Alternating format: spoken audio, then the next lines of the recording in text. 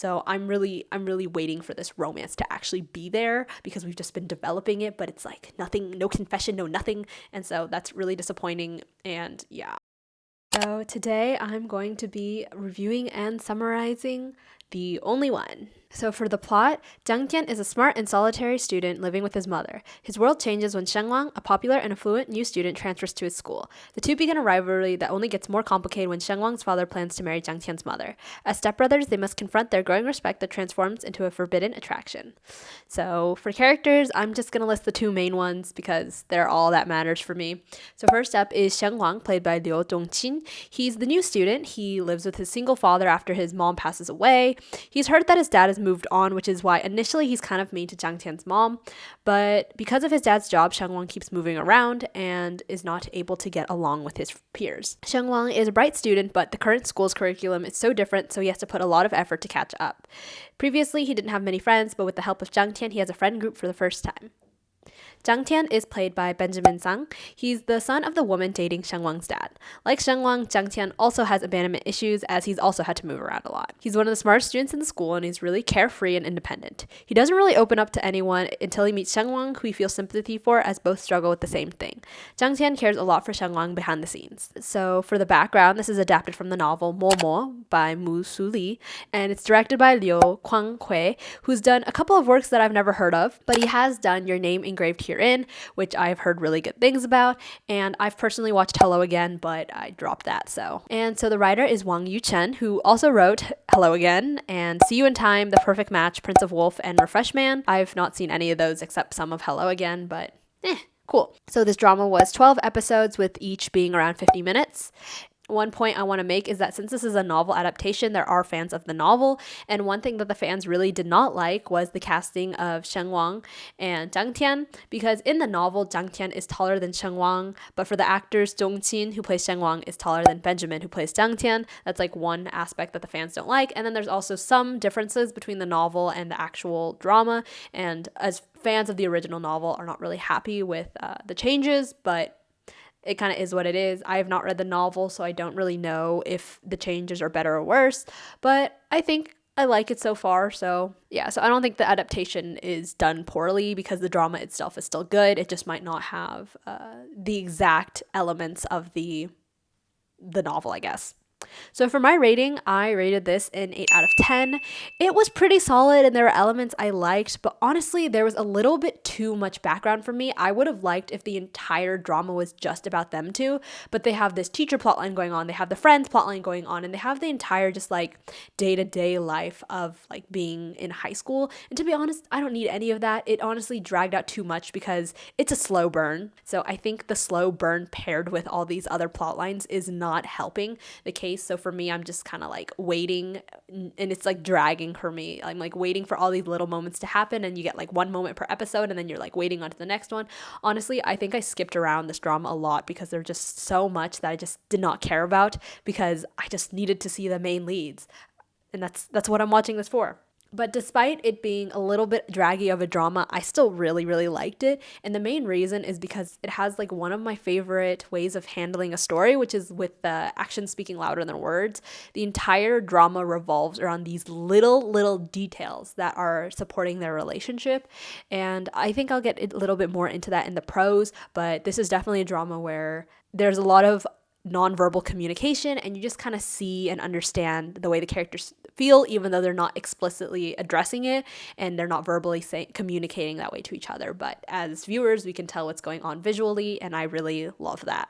Okay, so for the summary, as we mentioned earlier, Jang Tian is a smart, solitary student living with his mother, and his world changes when Sheng Wang, the popular and affluent student, transfers to his school.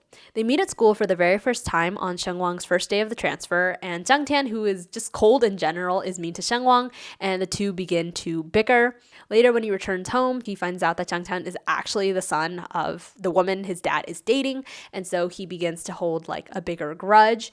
The two continue to bicker, but one day, when the two are eating breakfast and Jang Tian leaves early, abandoning Sheng Wang, Jang Tian's mom makes a comment like, why don't you wait for Sheng Wang? And then Sheng Wang's just like, oh, it's okay that Jang Tian's being mean to me because I'm used to it. Like, I move around so much that I don't get along with people. 因为我爸工作的关系，要经常搬家，大家都忙得很，没事。 This also hits Jang Tian's heartstrings because Jang Tian also struggles with the constantly moving, and this is where he begins to develop some sympathy for Sheng Wang and he begins to be nice to him. At first, Sheng Wang completely denies this kindness, but eventually he starts to accept it and begins to be nice to Jang Tian in return. Jang Tian also is secretly being nice to Sheng Wang, taking him to his usual secret lunch spot and helping Sheng Wang make friends. And he does this all keeping his aloof persona, but then one day, Jang Tian just tells Sheng Wang that they can just try to get along. 其实我们可以试试。是什么？伸手一点。 And from then on out, they begin texting, like they add each other as friends on Weixin, like WeChat, I think. And they begin to text a lot and spend like all their time together. And the two grow very emotionally close as they spend all this time together, and then they talk about their pasts and are very like honest with each other. Their relationship is super great, but it suddenly takes a hit when Sheng Wang finds out that Jang Tian wants to move into the dorms. Sheng Wang with his abandonment issues, gets really upset at Jang Tian and begins to distance himself, Jang Tian is also very upset by Sheng Wang distancing himself. Eventually, Jang Tian decides he won't move into the dorms, and Sheng Wang and Jang Tian start to get along as usual again. 那就不做了。不做了，他就早点跟我说啊，射箭是催我哎。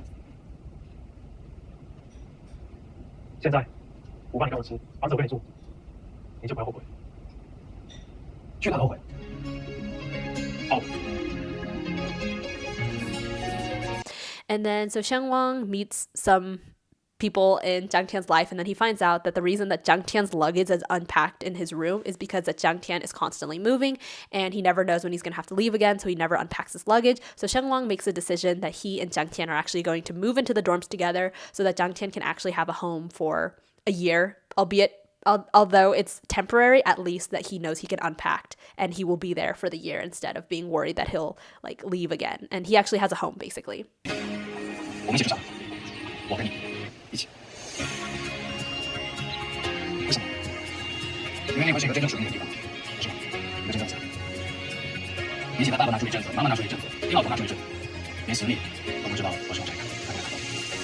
就像把一个爱心的人，虽然过这个永远回不去，但是你会给的确实一样，你的能让你有归属感、安全感，一个属于你的家。你想想，所以我跟你一起。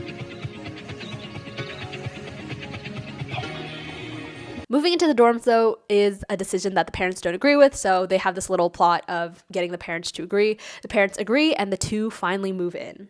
Jang Tian also finally unpacks his suitcase. The two continue to get along and be besties, but their relationship takes a slight turn as Sheng Wang begins to notice people having romantic relationships around him. He sees like 2 instances of people kissing, and this is when he begins to think of Jang Tian in a sexual way. And basically, Sheng Wang doesn't know what to do about these feelings, and he gets really distracted, and during an exam, he completely fails it as he's so distracted. And basically, the drama ends with Sheng Wang failing the exam and needing to move to Class B instead of Class A, and the two get separated, and this is where the drama ends. So for my thoughts, so for the pros, as I mentioned earlier, I really love the whole actions speak louder than words, and I guess just the meaning behind the events that occur. As I mentioned earlier, Jang Tian is afraid of unpacking his luggage because he doesn't know when he will be like forced to move again and leave and whatever. And so it's just so sweet that Sheng Wang decides to move into the dorm with Jang Tian so that Jang Tian has a home. One thing is obviously, why does Sheng Wang care so much, and like why does he bother? Like he's also moving in with him, and so it's just this very sweet gesture that happens. And then also just the entire drama, Jang Tian is secretly taking care of Sheng Wang. So yeah, he like captures the bullies that hurt Sheng Wang, and he like never asks for anything in return. And just the little things about how, like, you know, when you're strangers with someone, you like pay back them and stuff like that, but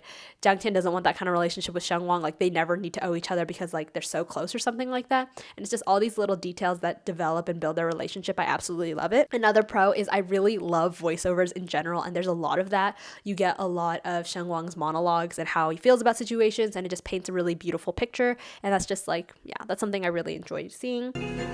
暗恋是一个人的兵荒马乱，因为太喜欢你，所以我如临深渊，如履薄冰。 以至于差点忘了，我17岁，这个年纪里，整个世界都是我的，不需要犹豫，也用不着权衡。我不坚不摧，也无所不能。 For the cons, I mentioned there is too much background. I do not care about the sports day events. I don't care about like any other character. I just want the development of the main leads, and we aren't getting enough of them. And on to that point, the pace is just really slow for me. Like, I get this is a slow burn, and it would have been fine if we're only focusing on the main leads, but because the main leads are slow and then you get all this other detail in the middle, it just feels so slow. And like each episode, I'm just kind of skipping through it to get to what I want. And then my last con is that I'm kind of annoyed it's not done yet. And season 2 is like not technically promised, which is kind of upsetting because if you're gonna make a story, I would love the story to wrap up. I honestly think that the story really begins at season 2 for me because there's just so much development in season 1 and not enough happening.